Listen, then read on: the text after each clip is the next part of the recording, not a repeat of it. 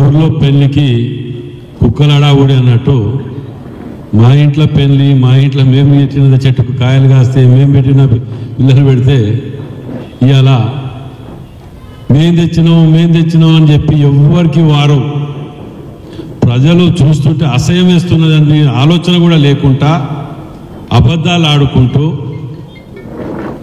పోతుంటే ఇంకా ఇది లేకుండా ఆ ముఠా ప్రెస్ మీట్ పెడుతున్నారు. వాళ్ళకి సిగ్గు అనిపిస్తలేదా? ప్రజలు అసహించుకుంటారని ఆలోచన కూడా లేదు. మీ ముఖాలకు తట్టాడు మట్టి పోయలేదు. ఇవాళ ఇంకో ఆయన అంటాడు 4 కోట్లు ఇవ్వాలన్నట. ఎందుకంటే వాళ్ళ బినామీలు ఉన్నారు, భూములు చాలా ఉన్నాయి వాళ్ళే. కానీ మాకేమి ఇవ్వాలి? మేము ఇన్ని చేసిన వాళ్ళం రైతులను ఏ విధంగా సంతృప్తి పరచాలి, ఏ విధంగా న్యాయం చేయాలి మాకు తెలియదు. ఈ డిఫాల్టర్ల దగ్గర మేము నేర్చుకోవాలా? వరంగల్ హన్మకొండ బస్ స్టాండ్ కాడికి వెళ్ళి మొదలు పెడితే Warangal master plan, Shilparamam, ropeway, oxygen park, ఉరుసు బండు, భద్రకాళి టెంపుల్ అమ్మ డెవలప్మెంట్ది, ఇవన్నీ ఒక ఇంత పెద్ద లిస్టులో ఇవన్నీ చదివి వచ్చినప్పుడల్లా 2 మాట్లాడిపోవటమే. ఒక్కరోజు తట్టాడు మట్టి పోసింది లేదు. ఆ ఒక్క హాస్పిటల్లో 20-30 అంతస్తులు కట్టిండు. అది దేని కట్టిండు అంటే అర్థమైంది కదా మీకైతే. అప్పుడైతే అప్పు తెచ్చి ఉన్న ఎంజిఎంని చెయ్య తాత కాలేదు, ఉన్న సెంట్రల్ తీసుకుపోయి అవతల వారేసి దీని మీద 1300 మహారాష్ట్ర బ్యాంక్ లోన్ తెచ్చి దాన్ని మేం కట్టినాం అని చెప్తున్నారు. దేనికి కట్టినరు, ఏం చేసిండ్రు? ఉన్న ఎంజిఎంకు రిక్రూట్మెంట్ లేదు, డాక్టర్లు లేరు, కావలసిన యంత్రాంగం లేదు. అవి చేయలేక ఇది కట్టినాం, కమిషన్ వస్తుందని చెప్పి కట్టినాం అని చెప్పి చెప్పుకున్న వీళ్ళు నిన్న ప్రెస్ మీట్ పెట్టి మాట్లాడుతుంటే నిజంగా ఒక్కొక్కరిది. అందుకే మేము ఉమ్మడి జిల్లాగా రేవంత్ రెడ్డి గారికి ఇయ్యాలని లెటర్ పెడుతున్నాం. మా దగ్గర ఉన్న ఈ దొంగల ముఠా కోసం సపరేట్గా జైలు కట్టియండి అయ్యా. ఎందుకంటే ఈ ముఠా ఇంకా మార్పు రావట్టే. జిల్లా ప్రజలు మిమ్మల్ని తరిమి కొట్టే వరకు కూడా మీరు ఇక ఇది గారు అనేది నిన్నటితోటి అర్థమైపోయింది. అరే ఇప్పటికైనా బుద్ధి తెచ్చుకోండి. 10 ఏళ్ళలో చేయలేని దాన్ని సంవత్సర కాలంలో ఇంతమంది వీళ్ళు చేస్తున్నారు, వీళ్ళని చూసి నేర్చుకోవాలని చెప్పి ఇవాళ ఇన్స్టాగ్రామ్లల్లో అవి కూడా పంపిస్తా మీకు స్క్రీన్ షాట్స్. కేటీఆర్కు ట్యాగ్ చేసుకుంటూ పెడుతున్నారు. అయ్యా మీరంటే చాలా అభిమానులం, కానీ ఇందులో ఇంకోసారి ఇట్లాంటి వరంగల్ జిల్లా అభివృద్ధి గురించి ఇంకోసారి మనోళ్ళని మాట్లాడదని చెప్పండి. ఇజ్జత్ పోతుంది, పబ్లిక్ ఉంచుతారు. మనం చేయలేదు దాన్ని వాళ్ళు చేస్తున్నారు. ఇవి కనుక నిజంగా కంప్లీట్ అయితే నేను మళ్ళీ కూడా కాంగ్రెస్కే ఓటేస్తా, నువ్వంటే అభిమానం కానీ కాంగ్రెస్కే ఓటేస్తా అని కూడా క్లియర్గా చెప్పడం జరిగింది.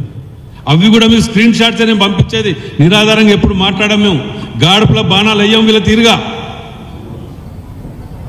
ఓ దిక్కు అంత మంచిగా అభివృద్ధి చేసి మేము ఇది చేసి పట్టుకొస్తుంటే సహకరించి సలహాలు సూచనలు ఇవ్వకపోగా మహిళలకు ఉచిత బస్సు అంటే ఆటోలను రెచ్చగొడతారు.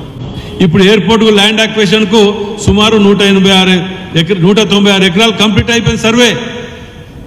ఇంకా 9 ఎకరాలు ఉన్నది. ఇప్పుడు కూడా ప్రకాష్ రెడ్డి గారు, పొద్దుగాల నాగరాజు గారు వీళ్ళందరూ అక్కడికే పోయి వాళ్ళతో కన్విన్స్ చేసుకొని మాట్లాడి చేసుకుంటూ వస్తుంటే ఒకరు 4 కోట్లు ఇవ్వాలంటాడు, ఇంకోటి అంటారు.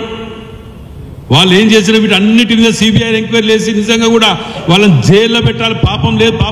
ఇంకా 4 రోజులు పోతే మా అభివృద్ధిని చూసి ప్రజలు మిమ్మల్ని చెప్పులు తీసుకొని కొడతారు. బిడ్డ మీరు అనుకుంటున్నారు ఏదో మిమ్మల్ని క్షమించేదని కాదు. ఎందుకంటే ఈ సంవత్సరం ఇన్ని ఏళ్ళు ఎందుకు వెనకపోయింది, ఎందుకు చేయలేకపోయినరు?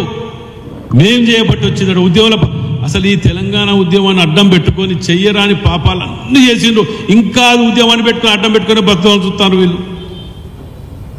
నిజంగా కూడా ఇలాంటి పార్టీని రద్దు చేయాలి. ఇలాంటి పార్టీలు కనుక్కుంటే సమాజంలో కులాలు మతాలుగా విభజించి చీలిపోతాయి.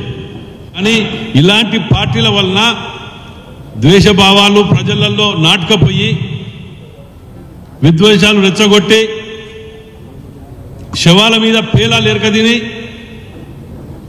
ఒక్కొక్కరు చూడండి ఇప్పుడు కూడా నున్న గుండ్రగా ఎర్రగా ఎట్లున్నారు. ఒక్కొక్కడు 1000కి తక్కువ తినకుండా వీళ్ళు పెట్టి అసలు నిజంగా వినోద్రావు గారిని చూస్తే అసహ్యం నవ్వొస్తుంది. ఇద్దరు మంచి అభిప్రాయం ఉంటే నాకు, ఆయన ఏదో మంచోడు ఇది అనుకున్నా కానీ రైట్ పర్సన్ రాంగ్ పార్టీ అని.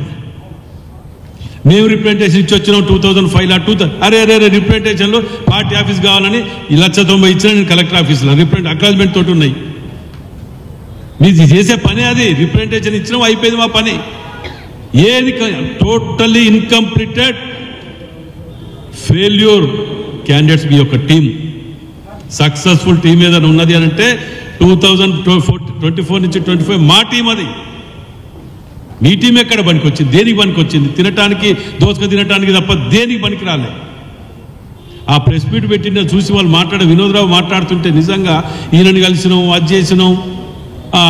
విభజన చట్టంలట వీళ్ళు ఇది చేస్తే పెట్టినమాట, తలుపులు పెట్టించి తెలంగాణని ఇచ్చుకుంటా విభజన చట్టంలో ఇవన్నీ పెడితే, మేము పెడితే ఏ ప్రభుత్వం వచ్చినా అవి ఇంప్లిమెంట్ చెయ్యాలి అని పింక్ బుక్లో పెట్టిస్తే వాటి ఊసెత్తకుండా చేయకుండా వాటి వదిలేసి ప్రభుత్వాల తర్వాత వచ్చిన మీదును బీజేపీదే కదా 2 సంకలు కొట్టుకుంటా 10 ఏళ్ళు గడిపి విభజన చట్టంలో పొందుపరిచింది ఒక్కటి తేలేక మా 5 ఏళ్ల ప్రభుత్వం మేము తీసుకొని వచ్చి సంవత్సరం కాలేదు ఇన్ని తీసుకొస్తుంటే మీరు మాట్లాడటానికి సిగ్గు అనిపించట్లేదు మీకు?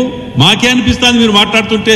మీకు ఎట్లా అనిపిస్తుంది అంటే అన్ని వదులుకొనే మీరు ఈ రాజకీయాల్లో ఫుల్ టైమ్గా రాజకీయం మీద బతుకుదామని మోసాలు చేసుకుంటూ దగల్బాజు మాటలు మాట్లాడుకుంటూ బతకడం అలవాటు అయిపోయింది. ఇవాళ మేము ఇన్ని తిట్టినాం కదా, దున్నపోతు మీద నీళ్ళు పోసేట్టు దుడ్కొని వెళ్ళిపోతాం.